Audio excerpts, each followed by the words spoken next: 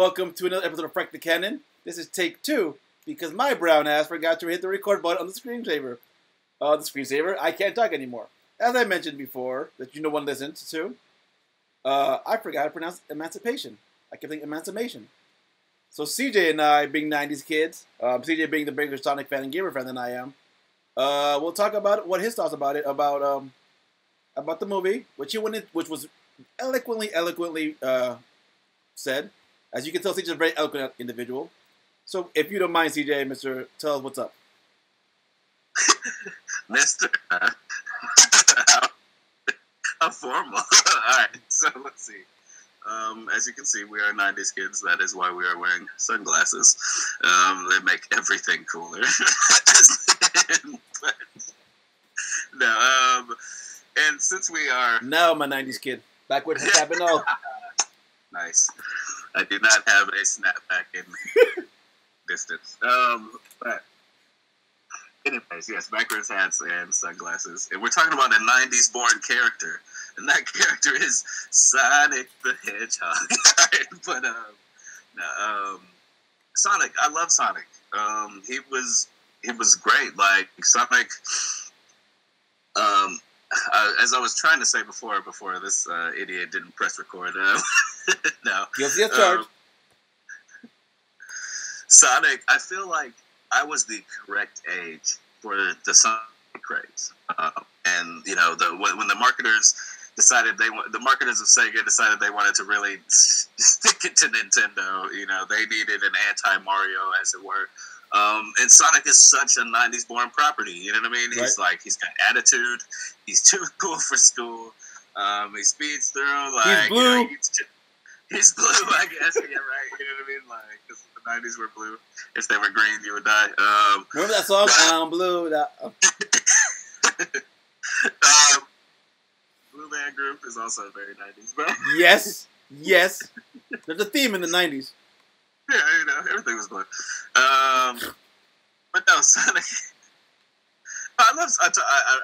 I was the perfect age. I loved the Sonic cartoon, both of them. Yeah. I really liked the more serious version of that cartoon. Mm-hmm. But I was super into Sonic. I love the games, and I love the story of the games. You know, it's a loose story because it's just kind of a side scroller, but it is there, and I found it very interesting. Mm-hmm. So of course, this movie called to me as a Sonic fan. Like, I'm like, of course, like I want to see Sonic on the big screen. So, how did I feel about that? Yeah, CJ, the audience wants to know. Hi, Mom. My mom wants to know how you felt about it. Our audience of one. Renee's mom, I felt... Please shut the fuck up. This is fan service right here. Okay. Listen, Renee. All right, go ahead. No, Sonic the Hedgehog is a passable movie. I had a good time watching Sonic the Hedgehog. But let me preface this, though. It's not a great movie. So, it's like not a good movie. So yeah, so you were saying that in the last one, and the one that was not recorded, was that about the Smurfs, things like that. Them bringing to that world. You want to touch on that again? Yeah, well, it's not a great movie, but it's kind of like a better version of like the Smurfs or like Alvin and the Chipmunks. That's what right. Like how it's kind of like this otherworldly creature kind of comes to our planet. You know, it's based on an older cartoon property. Mm-hmm. Come to our planet and they kind of exist with like a human character that the movie kind of ends up revolving around. I feel like it's a better version because as a fan of Sonic, you know, who cares about the humans in the story, right? Like, it's Sonic's story. I want to see what's up with him. And this is very much Sonic's story. The whole story revolves around him. And he has the most screen time, even. You know what I mean? Even being a secret character, he has the most screen time. And I like that. It's funny, it's fun, but it's no doubt it is a movie for kids. And it has a lot in it for Sonic fans. But if you're not a Sonic fan, if you're not a kid, or if you don't have kids, it might not be for you. Because this is a movie for kids. It's not like I liken it to like a lot of Pixar movies, like The Incredibles or like Shrek. Even these are movies that are the kids are the target audience, but like they're really for the whole family. And there's a lot of layers there. You know what I mean? Like for everyone to enjoy. It's like like a family movie. But this is for kids. Like it's aimed at kids. It's more like akin to something like the Lego movie, or I can't think of another one right now. Like the Emoji movie. You know what I mean? Like they're two movies. These are geared towards children. You know what I mean? I'm sure there's enough broad humor that you can get some laughs from it. But this is, like this is for kids. No, it when I saw it, it was mostly people our age, maybe a little bit younger, but not kids. It's funny you say that it's definitely a kids movie. And then when you were first saying that that's something I wish they would have done. I would have found a more interesting movie. Was that why was Sonic being chased by those Knuckle Clan people? Who the frack is Long Owl? And why did those rings do that spaghetti thing? To me, that would have been a more interesting movie. And because Robotnik Jim, all right, so as CJ said, it's a fine movie. It's not. It's a passable movie. It's an aggressively adequate movie, like Han Solo, but better. But the best thing, in my opinion, was Sonic, and then it's followed by Robotnik, Jim Carrey's Robotnik. Ugh, I can't with that guy. You're mine, hedgehog. That was an illegal left, by the way. But I still think, I'm like, because I'm going back to the games, and I've noticed that every video game movie we've had, Super Mario Bros., Mortal Kombat, which I think Mortal Kombat sticks the closest to the storyline, if I'm not mistaken. Street Fighter, I forgot about Street Fighter. You know why I forgot about Street Fighter.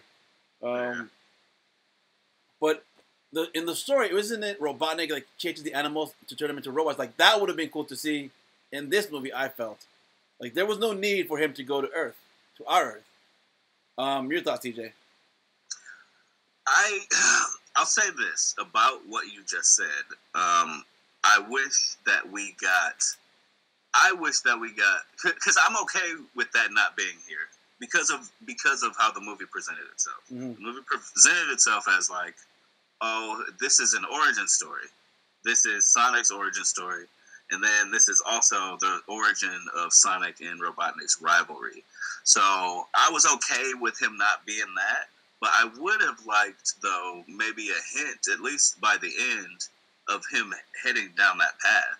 You know what I mean? Something that something that he learned in the movie, or something that he can use that informs that future decision that we all know he's going to do. Okay, he goes, and now he's going to have, like, animal-powered robots, basically, or he's going to be turning animals into robots kind of a thing, and, have them at his bidding. So we got more of a hint towards what's going to lead him to that path, or something that would nudge him to that path. Right. You know what I mean? So I can agree with that. I thought, like you said, Sonic was my favorite thing in the movie, followed a close second by Jim Carrey's Robotnik. I don't feel like, and after watching it, it's so funny because, like, when I heard the casting, I was like, oh, interesting. Like, they just want to make, silly bad guy, kid movie bad guy then, you know what I mean? Like, because he's not who I would think of when I picture Robotnik. Right. But now, having seen him as Robotnik, I don't want to see anybody else as Robotnik. Is that all you got? No, but thank you for asking. Uh-oh, that's not good. Ah! I just thought you might like a latte with steamed Austrian goat milk. Of course I want a latte. I love the way you make them! Actually, like, because, like, I feel like he didn't do anything, like, special. I just feel like he fit that movie's version of what Robotnik needed to be. It's so well that it was perfect. Like, and I don't think it was him as much as it was the decision to cast him. Right. You know what I mean? Like, that made it so, because, like, he basically took, and we have this discussion a little bit later, basically he took exactly what he did in Ventura. He took that character and applied it to a villain. That's right. He did. The the exact character that Ace Indeed. Ventura is. Like this kind of cocky, smarter than you to the point that I'm arrogant guy, which is who Ace Ventura was. Right. But he was that for altruistic version of that. Uh-huh. You know what I mean? Like I'm so much the smartest one in the room that I can just make fun of all of you, kind of a guy, Right. which is exactly what Robotnik is, but applied to evil. You know what I mean? Like, and so he took that same character, and then they added just enough like human into this character that they wrote, Right. that it worked so well. Like he was zany in that Jim Carrey way, but then he had that element of seriousness, which made him a really good, sinister villain for this movie, I thought. And so I was like, wow, that's awesome. Like, his Robotnik is now one of my favorite, not my favorite, but it's not one of my favorite Jim Carrey characters of his. All right, my mom wants to know, what is your favorite Jim Carrey character? The Mask. Dude, me too. Actually, that is my favorite Jim Carrey movie too, The Mask. Yeah, the same here. It's, yeah, same here. But only because of Cameron Diaz. No, I was kidding.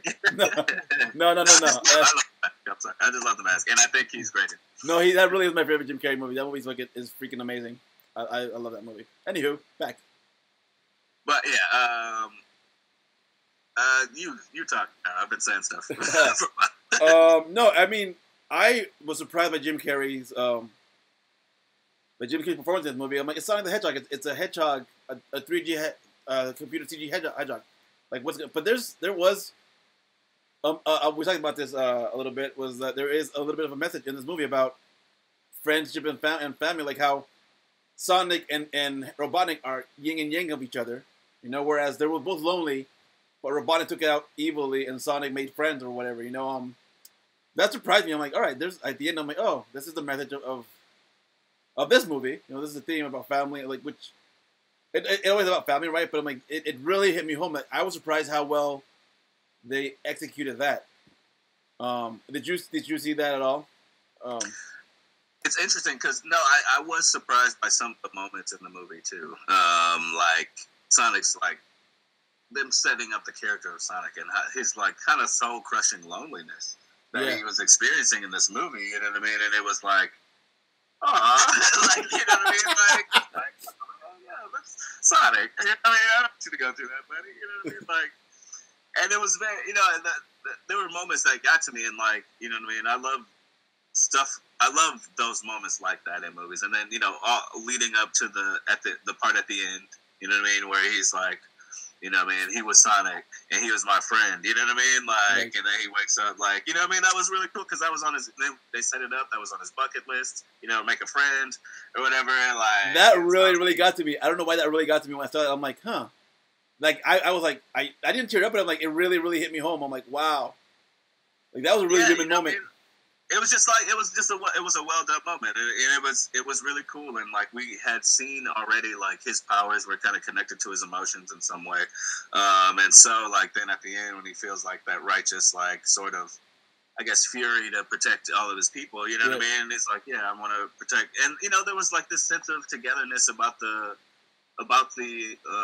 town even. There, you know what I mean? Right. Like they even owned Sonic because he was their Blue Devil. You know what I mean? He was their urban legend kind of a thing. You know, which is it's just kind of cool. No, yeah, it was really fun. It was really good. That's all I had to say about Sonic. Just because I was really sidetracked by Cyclops' wife, who was really hot. Yes, she was. She was very hot. I loved all the bits with her sister who just hated him. It was like, all right. So we're both. I'm not a big gamer, but I was a Sonic fan. Did you get any references that you noticed as a gamer or as a Sonic fan that you want to point out that the casual viewer might have missed? I mean, I like what the rings do in their world. That's not necessarily what they do in I guess Sonic the game, but like I mean I thought it was cool because it's also kind of a callback because you know remember in the first Sonic game how you like beat a level and then you could go jump through the big ring. Oh, that's right, and you would go into that to get extra coins, to get extra lives. Yeah. I forgot about that. That's right. That's right. Oh, see? That's why you're you, CJ. That's why you're you. So I was like, they didn't really do that, but I guess they kind of did too, because they had big warp rings. So maybe those are warp rings, and then maybe we'll see later, like there's other rings that like can be obtained. I don't know. I mean, at this point, it's just kind of speculation. But I will say this, like, it was kind of a generic kids movie, but they set up some things that should they do a sequel, and I don't know why they wouldn't, because it made a lot of money.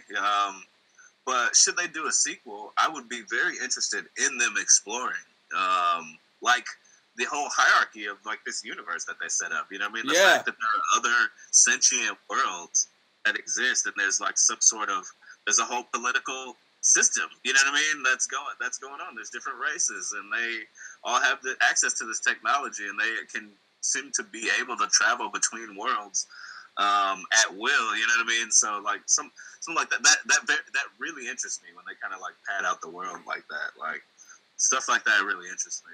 So the Mushroom Kingdom, to me, I thought they were referencing Mario the whole time. I'm like, oh, it's a Mario reference because of mushrooms. But I guess in Sonic 3, which I never played Sonic 3, I only had 1 and 2. 3, I'm like, I don't know why I didn't get it. But 3 was, you said it's a reference to Knuckles? Yeah, so Sonic, it's the first stage, it's Sonic and Knuckles. Which is that 3? Isn't that 3? Sonic 3, or is that the different? Well, technically Sonic and Knuckles is like Sonic, but it's basically, but also technically, Sonic and Knuckles is the second half of Part 3. So like, oh, okay. It was supposed to basically like they made them split the game up, kind of a thing. Mm-hmm. Sonic and Knuckles was all supposed to be Part 3, but so they made them, I'm sure, to make more money.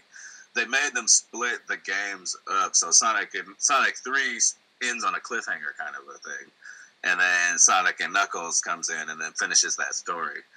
But you know, as any fan would know, Sonic and Knuckles has that famous the way the cartridge was constructed, mm-hmm. Where it like flips open and you can attach different Sonic games to it to enhance your previous Sonic game playing experience.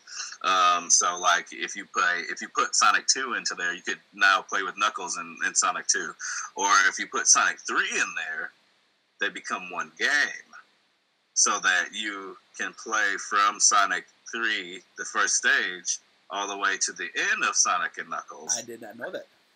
So therefore, that it basically, it's a way to put Tails in Sonic and Knuckles, because that was like Sonic and Knuckles by itself was just you could play with Sonic or Knuckles, or it's a way to put Knuckles and play from like the other side of that story, because well, you haven't played Sonic 3, so you wouldn't know, but Knuckles is a bad guy first before he's a good guy. Knuckles is a bad guy, and you keep running into him throughout these levels in Sonic 3, and he's like in your way, and you kind of got to defeat him a little bit before you fight Dr. Robotnik. But if you play, you can play from the B side basically. If you pop the games together, you can play like Knuckles' version of all these, basically, kind of a thing. Mm-hmm. So yeah, it's really cool. But Mushroom Zone is the first. Or Mushroom Zone, yeah, Act 1. That's the first stage in Sonic and Knuckles, or the first stage in the second half of Sonic 3. And so that is what they were referencing there. So I always saw that as a Knuckles reference. We'd probably see Knuckles, because in the game story, Dr. Robotnik meets Knuckles first and tricks him into believing that Sonic is his rival. Sonic is there to steal the Chaos Emeralds from the floating island. When in actuality, Dr. Robotnik wants the power of the Chaos Emeralds. But, you know, he's getting Knuckles off of his case, you know, by giving him an enemy, which is Sonic, you know what I mean? And so that could be where a little bit of foreshadowing as to what they're aiming at in this part 2. Mm-hmm. You know what I mean? With Dr. Robotnik being trapped on the Mushroom Planet, maybe he'll meet Knuckles and sort of, you know, trick him into believing that Sonic is his enemy, and then we'll have an awesome fight on our hands. Yes, please. I love Knuckles. But I always thought and Tails. All right. So I'm pretty sure everyone's seen it by now, but it got spoiled for me. It was everywhere, like the day it came out. Me too. Tails. What the frack? What kind of questions? I don't know. What do you mean? It's more of like, what the frack? Oh my god! It's akin to Jason from Power Rangers coming back 20 years later, kinda. Which he is. Now that I understand the language here. Yeah, what the frick? No, just kidding. No, I've actually always been a huge Tails fan. You know me, I got like a sidekick complex. And, you really freaking do. You really freaking do. You got Nightwing, you got Tails. Who else? That's all I know. Wally West? Yeah. That it? A lot. There's a lot, buddy. Yeah, Donna Troy? Anya Corazon? Robert Cassie Sands Mark man than Donna Troy. Me too. Yeah. She's my Wonder Girl. That's a different topic altogether. I probably might be a future episode, previous sidekicks, top 10 Young Avengers, top 10 Teen Titans. Foreshadowing. Speaking of foreshadowing, the floor is yours, sir. Segue me. I feel like it's probably good for foreshadowing. Oh yeah, well, we're talking about Tails right now, which is also foreshadowing for the next movie or blatant foreshadowing. It's the post-credit scene. Tails, big fan of Tails, huge fan of Tails. Super excited that he's in the movie. I wish he was in it more. I'm more interested in what this means for the future of them. Like, where did he come from? Why is he looking for Sonic? Obviously, Sonic doesn't know who he is, but he knows who Sonic is. But maybe Sonic does know him from but it seemed like Sonic was always alone. Yeah. So I don't think he does know him. It seemed like his time on his world was very limited. And then he would spend his most formative years on Earth. So I'm like, how do you know about Tails? Like, unless you were a baby. You were a baby. So Tails, it's safe to assume he doesn't know Tails, but Tails definitely knows at least of him. Right. So it's interesting to see what does Tails represent in this universe. You know what I mean? Is he an agent of Longclaw or whatever, or were they connected in some way? All right, who the frack is Longclaw, dude? Like, I have no idea who that is in the games or the cartoon or the comics. Longclaw is a fabrication of this movie. That's an original character. Frack you, whoever made up with Longclaw. Right. I mean, especially with the fact that there are so many characters to pull from that are canon. You know what I mean? Like, there's so many other characters to pull from. Why create this owl that doesn't even exist? But, hey, whatever. If it fits the narrative, I guess. Isn't there an owl in the games or something akin to that? Doesn't he have a dad and a sister? I'll just say I'm sure there is, but I mean, I don't know. Doesn't he have a dad and a sister too, if I remember correctly? We've never met. The only parental figure that we've ever met that I'm aware of was in the show that was like, that's what the Archie universe is. Right. And he had an uncle. His name was Uncle Chuck, who was a hedgehog. That's the only parental figure I've ever seen. I remember that, yeah. Of Sonic. I think that sounds about right. I don't know of any others. There may be others because there are other universes and takes on what Sonic lore too. Yeah, that's all I got on Sonic. Anything you want to add to Sonic before we say adieu to the beautiful people? I mean, I'd say just if you're just looking for just sort of an opinion, a general opinion, like it's all right. If you like Sonic, you'll probably like the movie. All right. Here's my real question for you then. Was it worth the backlash people were bitching about? Yeah. Unfortunately, yeah. All right. I kind of agree too, because that Sonic was horrible, as you saw 3 episodes ago? 2 episodes ago? 3 episodes ago. Millennials and cancel culture. Because, I think about, a lot of the moments that really worked because of how, good Sonic looked when he emoted. You know what I mean? I don't think they would have worked with that other model. Yeah. No, it was good. Good. Good. That Jim Carrey thing. I am now.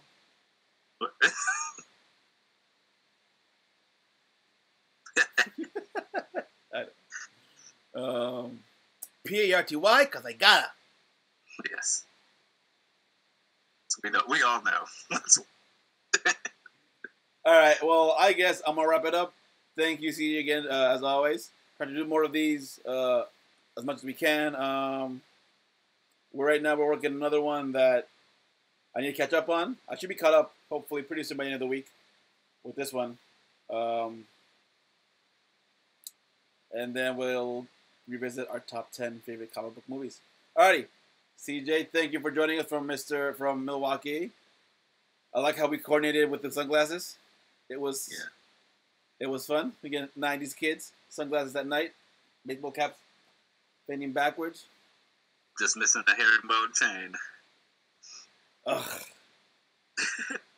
I have failed you, God. All right, bye. Insert titles here. Wakanda forever. Yeah, that's Black History Month. All right.